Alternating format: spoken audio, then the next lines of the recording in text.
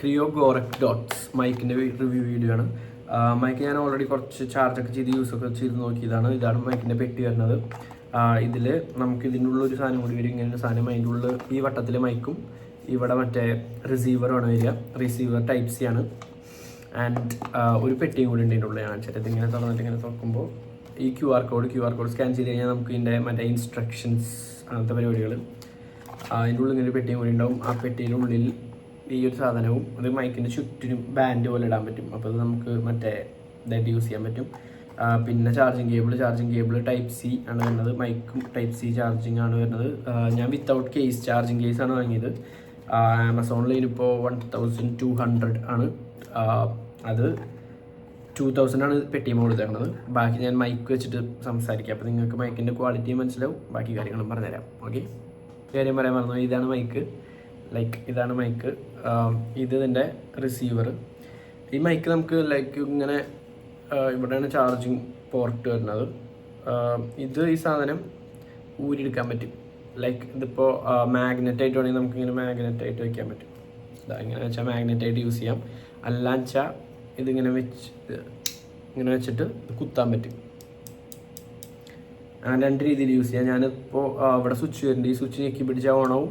ഒരു വട്ടം ഞെക്കിയ noise cancellation, പിന്നെ ഞെക്കിയാൽ അത് ഓഫ് ആവും. 3 വട്ടം അടുപ്പിച്ച് ഞെക്കിയ മറ്റേ റിവർബ്, പിന്നെ ഞാൻ കാണിച്ചു തരാം. 2 വട്ടം ഞെക്കി മ്യൂട്ട് ആവും. കാണിച്ചു തരാം. ഹായ് ഗൈസ്, ഇപ്പോൾ നമ്മൾ മൈക്കിലാണ് സംസാരിക്കുന്നത്.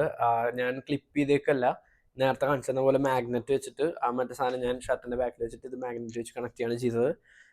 അപ്പോൾ ഇതാണ് മൈക്കിൻ്റെ സൗണ്ട് ക്വാളിറ്റി വരുന്നത്. റൂമിൻ്റെ ഉള്ളിൽ ഇപ്പോൾ ഇവിടെ ആകെ കാറ്റിൻ്റെ സൗണ്ട് മാത്രമേ ഉള്ളൂ, വേറെ സൗണ്ടൊന്നുമില്ല. ഇപ്പോൾ നോയ്സ് ക്യാൻസലേഷൻ ഓണാണ്. നോയ്സ് ക്യാൻസലേഷൻ ഓണാണെങ്കിൽ ഇവിടെ ഒരു ലൈറ്റ്, ഏറ്റവും അടിയിലത്തെ ലൈറ്റ് നമ്മൾ ഓൺ ആയതിൻ്റെ, പിന്നെ അതിൻ്റെ മുകളിലത്തെ ലൈറ്റ് നോയ്സ് ക്യാൻസലേഷൻ്റെ ആണ്. ആ ലൈറ്റ് ഓൺ ആയിരിക്കും.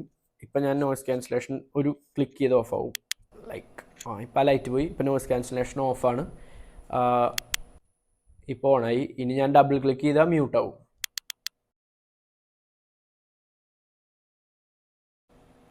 മ്യൂട്ട് പോയി. ഇനി 3 ക്ലിക്ക്, ട്രിപ്പിൾ ക്ലിക്ക് ചെയ്താൽ റിവർബ് എന്ന് പറഞ്ഞു കഴിഞ്ഞാൽ ജസ്റ്റ് ഒരു ഹോളിലൊക്കെ ഇരുന്ന് സംസാരിക്കുന്ന എഫക്റ്റ് ഞാൻ കാണിച്ചു തരാം.